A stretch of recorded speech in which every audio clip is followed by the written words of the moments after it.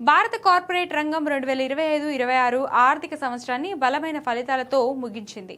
తాజా ఆర్థిక గణాంకాల ప్రకారం దేశంలో ప్రముఖ కంపెనీలు ఆదాయం మరియు లాభాల పరంగా మెరుగైన వృద్ధిని నమోదు చేశాయి. ముఖ్యంగా banking, financial services, automobile, infrastructure మరియు వినియోగ రంగాలు ఈ వృద్ధికి ప్రధానంగా దోహదపడ్డాయి.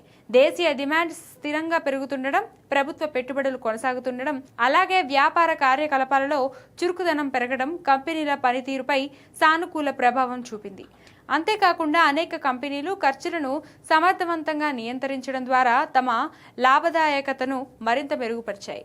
దీంతో కార్పొరేట్ ఆదాయాల్లో గణనీయమైన వృద్ధి నమోదైనట్లు నివేదికలు సూచిస్తున్నాయి. ఆర్థిక నిపుణుల అభిప్రాయం ప్రకారం ప్రపంచవ్యాప్తంగా అనిశ్చిత పరిస్థితులు కొనసాగుతున్నప్పటికీ భారత ఆర్థిక వ్యవస్థ స్థిరంగా ముందుకు సాగుతుంది.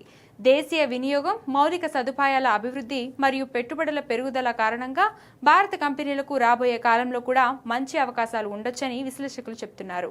ఈ బలమైన కార్పొరేట్ ఫలితాలు భారత స్టాక్ మార్కెట్కు కూడా మద్దతు ఇస్తున్నాయని మార్కెట్ వర్గాలు భావిస్తున్నాయి. మొత్తంగా చూస్తే FY26 ముగింపు భారత కార్పొరేట్ రంగానికి విశ్వాసాన్ని పెంచే విధంగా నిలిచిందని చెప్పవచ్చు.